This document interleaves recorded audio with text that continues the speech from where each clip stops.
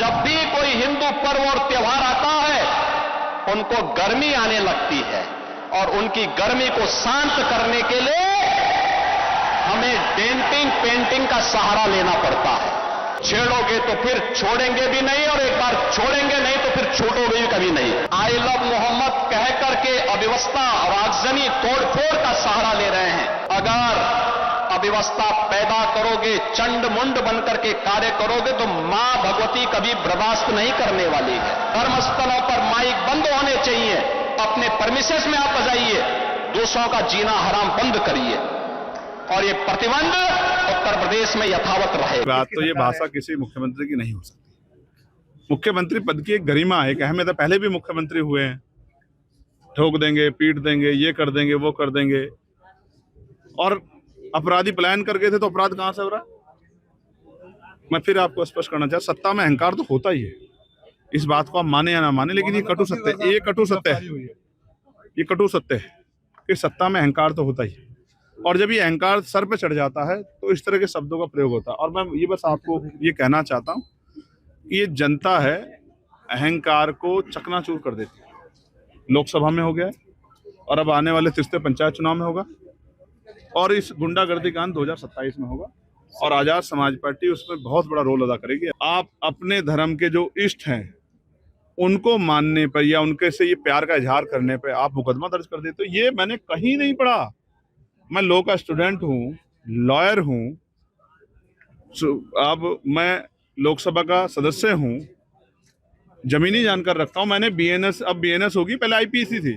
मैंने कहीं नहीं पढ़ा। अगर आप ये कहो, जैसे आपका नाम क्या है? उबैदुर रहमान, अगर मोहम्मद से प्यार करते तो आई लव मोहम्मद कहेंगे, इस पे कोई धारा नहीं बनती है। अगर आप में से कोई, जैसे आपका नाम क्या है? कुणाल चंद्रा, अगर आप जो है महादेव से प्यार करते हैं और वो आई लव महादेव लिखते हैं तो इस पे कोई धारा नहीं बनती है। क्रांतिकारी नमो बुधाय, जय भीम, जय भारत, जय संविधान। मैं रमन जरन और आप देख रहे हैं अध्यात्म पावर। दोस्तों, जिस तरह से बरेली में जुम्मे के दिन आई लव मोहम्मद को लेकर मुसलमानों को उत्तर प्रदेश पुलिस द्वारा पीटा गया, उनके ऊपर लाठियां बरसाई गई और बेगुनाहों को, खासतौर से छोटे छोटे बच्चों को भी पीटा गया। उसमें बड़े हों या फिर बुजुर्ग हों, किसी को भी पुलिस ने छोड़ा नहीं और दौड़ा दौड़ा कर इस तरह से पीटा जैसे मालूम पड़ रहा था कि कोई अपराधी हैं। जिस तरह से अपराधियों को पुलिस पीटती है, ठीक उसी तरह से इन मुसलमानों को भी पुलिस ने दौड़ा कर पीटा। और यदि वजह के बारे में बात करें तो वजह कुछ भी नहीं था।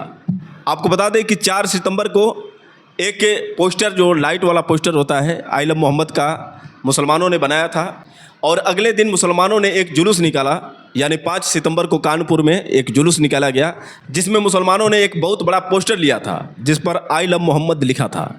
बस दोस्तों, यही कमी थी। आखिर वो आई लव मोहम्मद का पोस्टर क्यों लेकर निकल पड़े थे? यही जो है योगी सरकार को हजम नहीं हुई। आपको बता दें कि उत्तर प्रदेश पुलिस ने उस पोस्टर को फाड़ दिया था। हिंसा वहीं से शुरू हुई। जितने भी मुसलमान थे सभी सड़क पर उतर आए, क्योंकि मुसलमान पैगंबर मोहम्मद साहब को अपना भगवान मानते हैं और उन्हें लगा कि हमारे अल्लाह का अपमान हुआ है, इसीलिए सड़क पर उतर आए। सभी लोगों ने विरोध प्रदर्शन शुरू किया। उसके बाद सभी लोगों की मांगे थी कि जिस तरह से हमारे साथ भेदभाव किया जा रहा है ऐसा नहीं होना चाहिए, क्योंकि हम भी भारतीय हैं, हमें भी संविधान अधिकार देता है बराबर का, तो फिर ये भेदभाव क्यों? आखिर क्या कारण है कि हमें इस तरह से सताया जा रहा है? आखिर आई लव मोहम्मद के बैनर में क्या कमी थी जिसके कारण पुलिस ने बैनर को फाड़ा था? बस दोस्तों, यही एक शुरुआत थी। उसके बाद से आई लव मोहम्मद का मुसलमानों ने एक ट्रेंड बना दिया। आपको बता दें कि जुम्मे के दिन सभी मुसलमान बरेली में तख्ती लेकर उतर आए और तख्ती पर आई लव मोहम्मद लिखा था। कुछ बैनर भी थे और बैनर लेकर वो अपने घर से, गलियों से निकले थे और सड़क पर जाकर प्रदर्शन कर रहे थे। उनकी मांगे थी कि जिस तरह से उत्तर प्रदेश पुलिस ने पैगंबर मोहम्मद साहब का बैनर फाड़ा, वो जवाब दे कि आखिर हम लोगों का क्या गुनाह था? क्या आई लव मोहम्मद हम नहीं लिख सकते हैं? दोस्तों, यही बात थी और इसी चीज़ को लेकर सैकड़ों मुसलमान सड़क पर बैठकर शांतिपूर्ण तरीके से प्रदर्शन कर रहे थे। लेकिन आपको बता दें कि ये योगी सरकार को हजम नहीं हुआ। उन्होंने पूरी पुलिस फोर्स भेज दिया, सारे व्यवस्था के साथ, लाठियों के साथ, हेलमेट पहने हुए पुलिस वहाँ पर तैनात कर दिए गए थे। बस एक नुस्ख चाहिए था और इसी चीज़ का पुलिस इंतज़ार कर रही थी। मुसलमान उग्र हुए और उग्रता देखकर पुलिस ने अब उन पर लाठीचार्ज शुरू कर दिया। दौड़ा दौड़ा कर सभी मुसलमानों को पीटने लगी। सब भागने लगे, चाहे बच्चे हो, बड़े हो, बुजुर्ग हो, जवान हो, किसी को भी पुलिस नहीं छोड़ रही थी, दौड़ा दौड़ा कर पीट रही थी। और आप इस वीडियो में देख सकते हैं कि पुलिस किस तरह से बेरहमी से उन मुसलमानों को पीट रही है। आप इस वीडियो को देख सकते हैं, आप देख सकते हैं कि किस तरह से पुलिस दौड़ा कर उनको पीट रही है। जिसके चप्पल जूते वैसे के वैसे ही रह गए, किसी को मौका नहीं मिला कि चप्पल पहन सके।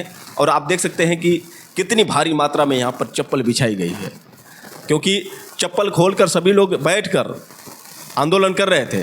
चप्पलों का होना इस बात का संकेत है कि मुसलमान बैठकर शांतिपूर्ण तरीके से आंदोलन कर रहे थे, लेकिन इतना भी उत्तर प्रदेश सरकार को हजम नहीं हुआ। उसके बाद उत्तर प्रदेश सरकार यानी योगी सरकार द्वारा ये आदेश हुआ कि सभी मुसलमानों को दौड़ाकर पीटो। और आप देख सकते हैं कि किस तरह से मुसलमानों को पीटा जा रहा है। उत्तर प्रदेश पुलिस द्वारा लगातार दौड़ा दौड़ा कर, बच्चे हों, जवान हों, बुजुर्ग हों, किसी को भी नहीं छोड़ा गया, सभी को दौड़ा कर पीटा गया। आपको बता दें साथियों कि इसी पर भीम आर्मी चीफ चंद्रशेखर आज़ाद ने विरोध किया, क्योंकि उत्तर प्रदेश सरकार जिस तरह से लगातार तानाशाही कर रही है, जिस तरह से उत्तर प्रदेश सरकार यानी योगी सरकार एक धर्म को बढ़ावा दे रही है, बाकी अन्य धर्मों का अपमान कर रही है, इससे साफ जाहिर होता है कि योगी आदित्यनाथ को मुसलमान किसी भी मायने में पसंद नहीं है। मुसलमानों से इतनी जलन है कि मुसलमानों को देखना नहीं चाहते हैं। उन्होंने एक मंच पर जिस तरह से मुसलमानों को सार्वजनिक धमकी दी, इससे साफ जाहिर होता है कि योगी सरकार को मुसलमानों से सख्त नफरत है। उन्होंने कहा कि आस्था जो है प्रदर्शन की चीज़ नहीं है। जब प्रदर्शन करोगे, जब पुलिस के सामने उद्दंडता करोगे तो किसी भी कीमत पर बख्शा नहीं जाएगा। माँ भवानी छोड़ेंगे नहीं। यदि तुम हमें छेड़ोगे तो हम छोड़ेंगे नहीं, और जब हम छोड़ेंगे नहीं तो तुम कभी छेड़ोगे नहीं। यही योगी आदित्यनाथ का जो बयान था, इस बयान को लेकर चारों तरफ उनका विरोध प्रदर्शन भी हो रहा है। आपको बता दें कि भीम आर्मी चीफ चंद्रशेखर आज़ाद का कहना है कि सीएम योगी अपने पद की गरिमा को भूल गए हैं। उन्हें इस बात का भी ख्याल नहीं है कि वो एक मुख्यमंत्री हैं, और मुख्यमंत्री के मुंह से ये बात कतई शोभा नहीं देती, क्योंकि एक मुख्यमंत्री के मुंह से ऐसी बात उचित नहीं है। पहले भी ऐसे मुख्यमंत्री हुए हैं, लेकिन योगी आदित्य जैसे नहीं हुए हैं। आखिर और क्या कहा भीम आर्मी चीफ चंद्रशेखर आज़ाद ने, ज़रा आप भी सुनिए। बरेली का जो विवाद है, वो विवाद इस तरह समझिए कि वो बरेली में नहीं हुआ है, उससे पहले मऊ में हुआ है। उससे पहले और कई जगह पे वो विवाद देखने को मिला है। काशीपुर में, कानपुर से शुरू हुआ है, सहारनपुर में भी देखने को मिला। मैं तो सहारनपुर की घटना देख रहा था। एक व्यक्ति जिसके हाथ में एक पोस्टर था, इस पर लिखा था आइला मोहम्मद, पुलिस के साथी उसको इस तरह लेके जा रहे थे जैसे वो कोई बहुत बड़ा अपराधी हो। तो मेरी समझ में ये नहीं आ रहा था कि ऐसा क्या हो सकता है, जो धर्मों में बटा देश है, धर्मनिरपेक्ष देश है, जहाँ इतने धर्मों के लोग रहते हैं, जहाँ जैन हैं, पुराने धर्मों में बौद्ध हैं, सिख हैं, हिंदू हैं, मुस्लिम्स हैं, और तमाम तरह के जो हैं धर्म से कनेक्टेड लोग हैं, वहाँ उसमें आप अपने धर्म के जो इष्ट हैं उनको मानने पर या उनके से ये प्यार का इजहार करने पर आप मुकदमा दर्ज कर देते हो। ये मैंने कहीं नहीं पढ़ा। मैं लॉ का स्टूडेंट हूँ, लॉयर हूँ, अब मैं लोकसभा का सदस्य हूँ, जमीनी जानकर रखता हूँ। मैंने बीएनएस, अब बीएनएस होगी, पहले आईपीसी थी। मैंने कहीं नहीं पढ़ा। अगर आप ये कहो, जैसे आपका नाम क्या है? उबैदुर रहमान, अगर मोहम्मद से प्यार करते तो आई लव मोहम्मद कहेंगे, इस पे कोई धारा नहीं बनती है। अगर आप में से कोई, जैसे आपका नाम क्या है? कुणाल चंद्रा, अगर आप जो है महादेव से प्यार करते हैं और वो आई लव महादेव लिखते हैं तो इस पे कोई धारा नहीं बनती है। ये फ्रीडम ऑफ स्पीच और एक्सप्रेशन जो है, और ये जो आर्टिकल 25-26 में धार्मिक स्वतंत्रता है, ये उस पर सीधा हमला है। ये हमारे देश के संविधान पे हमला है, और ये हमला इसलिए है क्योंकि इस हमले के बाद कई पार्टियों की राजनीतिक महत्वाकांक्षा पूरी होती है। मैं दो घटनाओं का जिक्र आपके सामने करना चाहता हूं, मैंने अपनी स्पीच में भी किया। एक घटना है जो फतेहपुर में हुई, जहां ऐलान किया गया कि एक ऐतिहासिक स्थल जो मकबरा है, इस पर हम इस तारीख को जाएंगे और उसको तोड़ देंगे। बीजेपी के नेताओं ने, बीजेपी के जिला अध्यक्ष ने, मंडल के पदाधिकारियों ने ऐलान किया और वो गए। पुलिस ने उसकी बैरिकेडिंग की, सब कुछ किया, वो गए और पुलिस उनके आगे हाथ जोड़ रही थी और वो मकबरे को तोड़ रहे थे, इलीगल काम कर रहे थे, कानून का हनन कर रहे थे। यहाँ बरेली में क्या हुआ, कानपुर में क्या हुआ, वो पीसफुल प्रोटेस्ट कर रहे थे, ज्ञापन देना चाहते थे, उन पर लाठीचार्ज हो गया। लेकिन जो डंडे हथियार लेके फतेहपुर में मकबरा तोड़ने गए उनको किसी ने छठी भी नहीं लगाई। तो ये दो तरह का रवैया, इसको हिंदू हो, मुसलमान हो, जैन हो, सिख हो, क्रिश्चियन हो, बौद्ध हो, कोई नहीं कहेगा जो बात मैं कह रहा हूं कि ये चंद्रशेखर ने गलत बात की। ये भाषा पहली बात तो ये भाषा किसी मुख्यमंत्री की नहीं हो सकती। मुख्यमंत्री पद की एक गरिमा है, एक अहमियत है। पहले भी मुख्यमंत्री हुए हैं, ठोक देंगे, पीट देंगे, ये कर देंगे, वो कर देंगे। और अपराधी पलायन कर गए थे तो अपराध कहां से हो रहा? मैं फिर आपको स्पष्ट करना चाहता, सत्ता में अहंकार तो होता ही है, इस बात को आप माने या ना माने, लेकिन ये कटु सत्य है, ये कटु सत्य है, ये कटु सत्य है कि सत्ता में अहंकार तो होता ही है। और जब ये अहंकार सर पे चढ़ जाता है तो इस तरह के शब्दों का प्रयोग होता है। और मैं ये बस आपको ये कहना चाहता हूँ कि ये जनता है, अहंकार को चकनाचूर कर देती है। लोकसभा में हो गया और अब आने वाले तीसरे पंचायत चुनाव में होगा और इस गुंडागर्दी कांड 2027 में होगा और आजाद समाज पार्टी उसमें बहुत बड़ा रोल अदा करेगी, ऐसा मेरा विश्वास। नहीं, वो हमेशा ही, अभी मेरी बात हुई उनसे और मैंने उनसे आग्रह किया कि आप स्वस्थ रहेंगे तभी इस सरकार से लड़ पाएंगे, हिटलरशाही तानाशाही सरकार से। तो आप अपनी सेहत का ध्यान रखिए। और मैं धन्यवाद देता हूं कि उन्होंने इस बात को माना कि उन्होंने अपनी सेहत की चिंता की और अपने इलाज के बारे में सोचा। वो जेल में थे, पता नहीं किस तरह का बर्ताव, मैं तो गया था जेल में मिलने उनसे। सीतापुर, आई थिंक सीतापुर थे वो, हरदोई या सीतापुर, सीतापुर मैं गया उनसे मिलने और आपने देखा होगा, मैंने आके बताया भी था कि उनकी तबीयत ठीक नहीं है, उनकी आंख में दिक्कत थी, उनके और शरीर के कई जो है उस तरह की दिक्कत थी। उन्होंने मुझसे वो अपना दुख शेयर किया और ये एक बार नहीं है, कई बार जब हम लोग साथ बैठे तो उन्होंने अपनी तकलीफें जो शेयर की हैं। वो जो मेरा रिश्ता है उनसे वो राजनीतिक नहीं, पारिवारिक रिश्ता है। मैं कोशिश करूंगा कि वो जल्द स्वस्थ हो जाए और हम इस लड़ाई को, अन्याय के खिलाफ इस लड़ाई को मजबूती से लड़ पाएं। तो दोस्तों, आपने सुना किस तरह से भीम आर्मी चीफ चंद्रशेखर आज़ाद ने योगी आदित्यनाथ पर जमकर हमला बोला है। उन्होंने कहा कि एक तरफ योगी आदित्यनाथ आस्था की बात करते हैं, लेकिन वहीं दूसरी ओर देखा जाए तो आस्था के नाम पर दंगा भी करवाते हैं। दोस्तों, आपको याद होगा कि उत्तर प्रदेश में ही फतेहपुर में एक मुस्लिम मकबरे के ऊपर चढ़कर किस तरह से इन भगवाधारियों ने उसको तोड़ा था, उस मकबरे के ऊपर भगवा झंडा फहराया था। आपको यह जानकर हैरानी होगी कि दिखाने के लिए वहाँ पर कुछ सुरक्षा बल भी यानी पुलिस फोर्स तैनात किए गए थे, बैरिकेड लगा हुआ था। बैरिकेड को तोड़कर जिस तरह से ये भगवाधारी मकबरे के ऊपर चढ़ गए, तोड़ फोड़ किए, वहाँ पर पुलिस तमाशा देख रही थी। इससे साफ जाहिर होता है कि वो दिखाने के लिए ही पुलिस को रखा गया था, बल्कि ये कह सकते हैं कि भगवाधारियों की सुरक्षा के लिए पुलिस खड़ी थी, क्योंकि पुलिस के सामने ही चढ़ कर वहाँ पर भगवाधारियों ने मकबरे को तोड़ा, उसके ऊपर भगवा झंडा फहराया और उनका कहना था कि 1000 साल पहले ये शिव मंदिर हुआ करती थी। यानी अब तक किसी को पता नहीं था कि मकबरे के पहले यहाँ पर मंदिर हुआ करता था, लेकिन अचानक में एक बीजेपी का जिला अध्यक्ष जिसने अनाउंस किया कि यह मकबरा जो है पहले सनातनी रहा है, यानी इससे पहले 1000 साल पहले शिव मंदिर हुआ करता था। एक आह्वान किया कि किसी भी कीमत पर इस मकबरे को तोड़ना है, इसको हटाकर शिव मंदिर बनाना है। और दोस्तों, आपने देखा कि उस जिला अध्यक्ष के आह्वान की वजह से कितने लोग वहाँ पर पहुँचे थे और भारी मात्रा में भगवाधारी किस तरह से मकबरे के ऊपर भगवा झंडा फहराए थे। तो दोस्तों, एक तरफ योगी आदित्यनाथ कहते हैं कि आस्था अपने अंदर का विषय है, प्रदर्शन करने का विषय नहीं है, और वहीं देखा जाए तो दूसरी तरफ जितने भगवाधारी हैं प्रदर्शन करते हैं। खैर, ये करें तो आस्था है, दूसरे करें तो प्रदर्शन है। आपने देखा था कि सावन में शिव भक्त कांवड़िया किस तरह से तांडव मचा रहे थे, एक सीआरपीएफ के जवान को किस तरह से बुरी तरह से पीटा था, वहीं सड़कों पर किस तरह से इनका तांडव देखने को मिल रहा था, गाड़ियों को तोड़ा जा रहा था, किसी को भी पकड़कर पीट दिया जा रहा था। जिस तरह से हुड़दंग इन कांवड़ियों ने मचाया, ये कहीं ना कहीं सवाल खड़ा करते हैं कि जिस आस्था की बात योगी आदित्यनाथ कर रहे हैं, क्या ये मुसलमान जो बैनर में आई लव मोहम्मद लिख दिए थे ये गुनाह कर दिए थे, और जो ये कांवड़िया तांडव मचा रहे थे वो भक्ति कर रहे थे, वो आस्था का मिसाल कायम कर रहे थे? ये सवाल खड़ा होता है साथियों, क्योंकि इस तरह से भेदभाव नहीं चलेगा। उत्तर प्रदेश के मुख्यमंत्री को चाहिए कि सभी धर्मों का सम्मान करें, क्योंकि आप पूरे उत्तर प्रदेश के मुख्यमंत्री हैं, प्रधान हैं। आपका कर्तव्य होना चाहिए कि सभी जनता को एक समान दृष्टि से देखें। आपके लिए न कोई हिंदू हो, मुस्लिम हो, न कोई सिख हो, बौद्धिस्ट हो, न ईसाई हो, न जैन हो। आपके लिए सभी धर्म एक बराबर होने चाहिए, सभी जनता एक बराबर होनी चाहिए, सभी को एक बराबर की सुविधाएं देनी चाहिए। लेकिन आप जिस तरह से ऐसे ऐसे बयान दे रहे हैं, ये कहीं ना कहीं उचित नहीं है।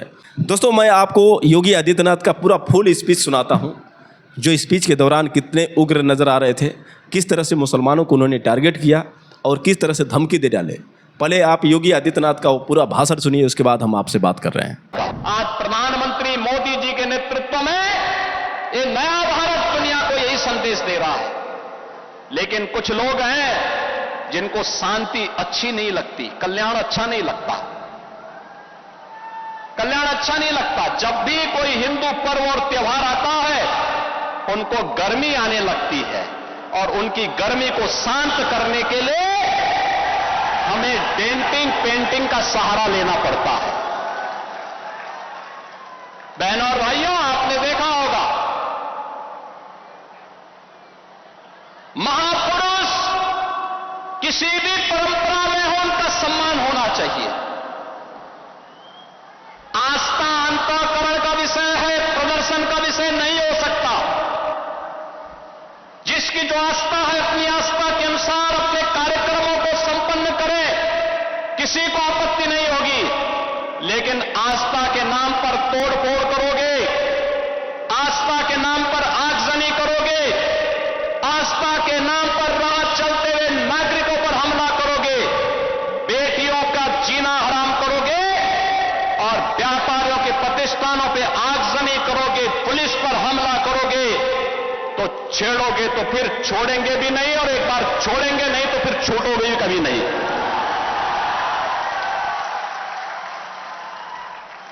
आपने देखा होगा, एक तरफ इस्लाम के में कहते हैं कि हम बुत परस्ती का विरोध करते हैं, ये उनका विषय है, उनका दर्शन है, उनकी फिलॉसफी है। हम तो मूर्ति पूजक हैं, हम मूर्ति पूजक हैं, भगवान की उपासना करते हैं। साकार ब्रह्म का भी और निराकार ब्रह्म की भी उपासना सनातन धर्म की इसकी इजाजत देता हमें। और इस्लाम का अनुयायी कहता है कि हम बुत परस्ती का विरोध करते हैं, उससे वे नफरत करते हैं। और दूसरी तरफ आई लव मोहम्मद कह करके अव्यवस्था और आगजनी तोड़फोड़ का सहारा ले रहे हैं। उन्हें मालूम है ये शारदीय नवरात्रि है, विजयादशमी का पर्व है, और शारदीय नवरात्रि को अगर अव्यवस्था पैदा करोगे, चंड मुंड बनकर के कार्य करोगे, तो मां भगवती कभी बर्दाश्त नहीं करने वाली है। मां भगवती तो ऐसे चंड और मुंडों को रोकने का ही कार्य करती है। इसीलिए सभी सनातन धर्मावलंबी मां भगवती दुर्गा की पूजा इसीलिए करती है जिससे शक्ति अर्जित कर सके। आपका उपासना आपका विषय, अंतःकरण का विषय होना चाहिए, चौराहे पर प्रदर्शन करने का विषय नहीं होना चाहिए। और इसीलिए हम लोगों ने कहा कि धर्मस्थलों पर माइक बंद होने चाहिए, अपने परमिशंस में आप बजाइए, दूसरों का जीना हराम बंद करिए। और ये प्रतिबंध उत्तर प्रदेश में यथावत रहेगा, यथावत रहेगा। तो दोस्तों, आपने सुना किस तरह से योगी आदित्यनाथ ने मुसलमानों को धमकी दे डाली कि अगर छेड़ोगे तो छोड़ेंगे नहीं, और छोड़ेंगे नहीं तो तुम कभी छेड़ोगे नहीं। यही जो बयान है, इस पर भीम आर्मी चीफ चंद्रशेखर आज़ाद को एतराज़ हुआ और उन्होंने ये कहा कि एक मुख्यमंत्री के मुंह से ये शोभा नहीं देता है, ये कहीं ना कहीं संविधान पर हमला है, ये मानव अधिकार पर हमला है। उन्होंने साफ तौर से कहा कि भारत कई धर्मों का एक देश है और संविधान सभी धर्मों को स्वतंत्रता देता है, सभी धर्मों को आज़ादी देता है, सभी को अपने धर्म को प्यार करने का अधिकार है। उन्होंने ये भी कहा कि आई लव मोहम्मद कहाँ से असंवैधानिक है। कोई मुसलमान अगर मोहम्मद साहब को मान रहा है तो आई लव मोहम्मद लिख सकता है, जैसे कोई आई लव महादेव भी लिख सकता है, आई लव बुद्ध भी लिख सकता है, आई लव बाबा साहब डॉक्टर भीमराव अम्बेडकर भी लिख सकता है। यानी जो जिसको मानता है उसको आई लव करके लिख सकता है। लेकिन आज पहली बार देखने को मिला कि इन छोटी छोटी चीज़ों को लेकर किस तरह से योगी आदित्यनाथ मुसलमानों के ऊपर लाठियाँ बरसाए, मुसलमानों को परेशान किए, तो ये कहीं ना कहीं शोभा नहीं देती है साथियों।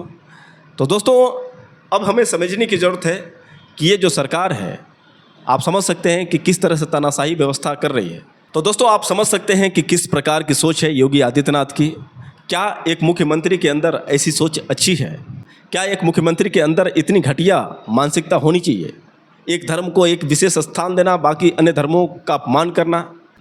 बातों ही बात में योगी आदित्यनाथ ने ये जो बात कही है कि माँ भवानी जो है ऐसे ऐसे दुष्टों के वध करने के लिए ही तो मानी जाती हैं, ऐसे ही दुष्टों का सर्वनाश करने के लिए आती हैं। लेकिन माँ भवानी को तो हमने देखा नहीं है कि सर्वनाश कर रही हैं, वो दुष्टों को मार रही हैं।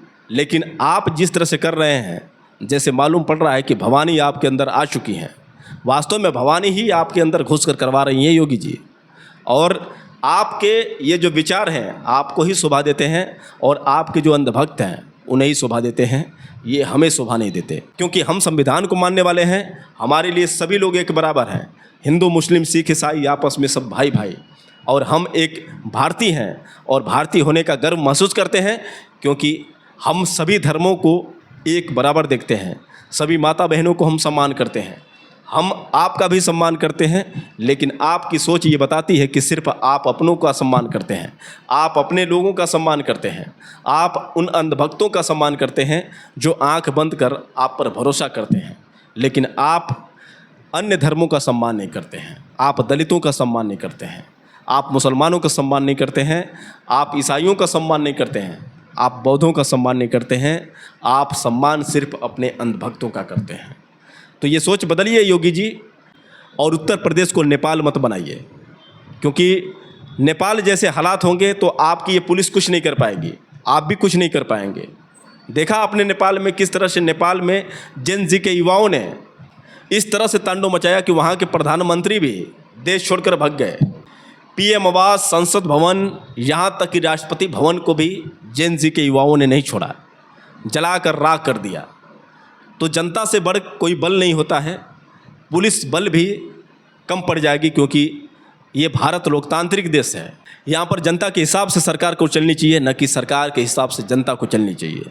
तो इसीलिए आप जनतंत्र को, जनता की ताकत को, लोकतंत्र को आप कमज़ोर मत समझिए। आपका हम सम्मान करते हैं, उत्तर प्रदेश की कानून व्यवस्था का सम्मान करते हैं, उत्तर प्रदेश पुलिस का सम्मान करते हैं। तो इसका मतलब ये नहीं है कि जनता कमज़ोर हो चुकी है। जनता के साथ आप खिलवाड़ मत करिए, जनता को तड़पाइए मत, सताइए मत, जनता को बांटने की कोशिश मत करिए। जनता को एक बनाकर रखने की कोशिश कीजिए, क्योंकि यही जनता जो आपको उठाना जानती है तो आपको नीचे पटकना भी जानती है। तो इसलिए आप अपने पद की गरिमा को समझिए और जनता को आक्रोशित मत करिए, क्योंकि जनता जब एक हो जाएगी और जनता अपने पर आ जाएगी तो आपकी ये भ्रष्ट कानून व्यवस्था भी काम नहीं करेगी।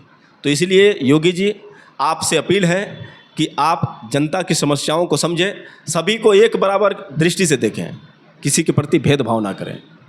और उम्मीद है कि अगर आप समझदार होंगे, अगर वास्तव में आप इंसान होंगे तो आप समझ जाएंगे और इस तरह से हिंदू मुसलमान की बात नहीं करेंगे।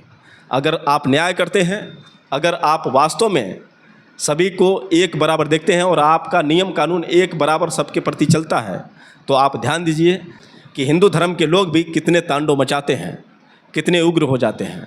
जय श्री राम का झंडा लेकर किस तरह से तांडव मचाते हैं। बहुत सारी बातें हैं। खैर इतना ही। वैसे दोस्तों, आप लोगों की क्या राय है, आप लोग को क्या लगता है, आप लोग कमेंट करके बताएं, और हो सके तो इस वीडियो को ज़्यादा से ज़्यादा शेयर करें। फिर मिलेंगे अगले वीडियो के साथ, तब तक के लिए क्रांतिकारी नमो बुद्धाय। जय भीम।